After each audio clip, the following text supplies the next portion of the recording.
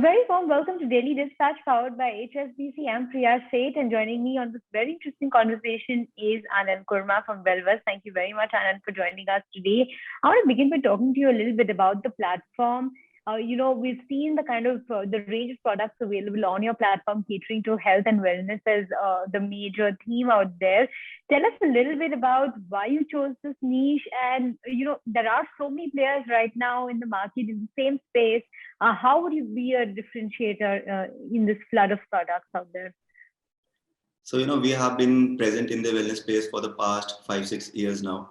And the motivation to work on this has been a personal quest for health span maximization. And what really propels us is, making wellness accessible to other people. So when someone decides to go on a wellness regime, they have to go through all sort of, behavior changes that they have to do in their lifestyle. And that is the most difficult part of adopting wellness. And due to that, wellness has been confined to elites, or let's say, very narrow segments. So we are trying to make wellness accessible to other people.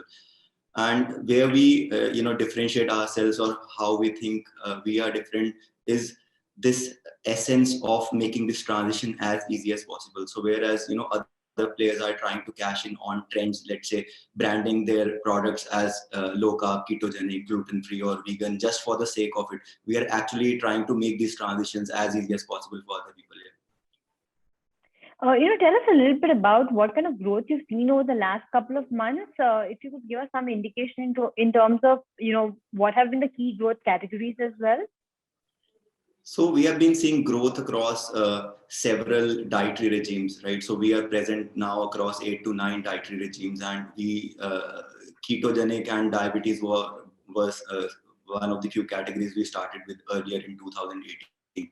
So obviously there's an uptick for those products, but we have seen a rapid uptick in products for intermittent fasting, for vegan diet. Gluten-free is picking up really fast, where we see a lot of prescription happening by doctors where they're prescribing that you should go on a gluten-free diet for gut health and things like that. Right. Going forward in 2022, what would be your key growth pillars? Where do you think growth will come from for the company? So we, for 2022, we want to stick to these 9 to 10 dietary regimes, and, we want to consolidate the product portfolio. And again, we are not blindly launching SKUs just for the sake of it, where we don't want to have a, let's say, 100 SKU catalog for gluten-free products, but we want to very specifically launch product that facilitate the gluten-free diet.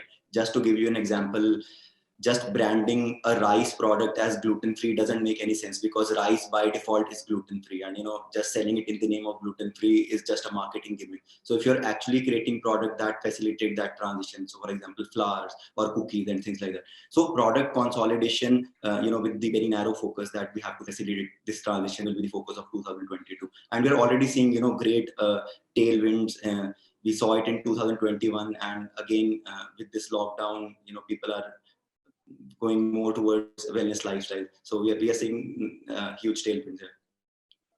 Right. You have some very interesting investors on board. You have Jubilant as well as an investor out there. So how will the collaboration with Jubilant really play out? Obviously, the strategic part of it, where Jubilant has very keen insights into how to build profitable business. So they are not just focused on how to grow the top line. Most of the new age investors, I would say, are focused on the top line and getting more and more customers as fast as possible. But I think where Jubilant brings in this discipline, where you also have to focus on the bottom line. And so it's not just about creating brands that have a larger reach, but brands that are profitable. So I think that kind of discipline has been brought into the team. That is one. Second, their offline distribution channel is huge, and once each individual brand start hitting certain benchmark numbers, we start leveraging those offline channels. Yes.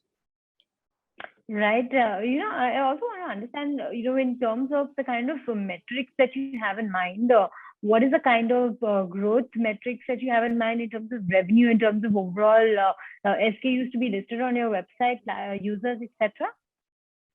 So right now, the way Wellversed platform works is that it's a marketplace to facilitate transition of dietary regimes, right?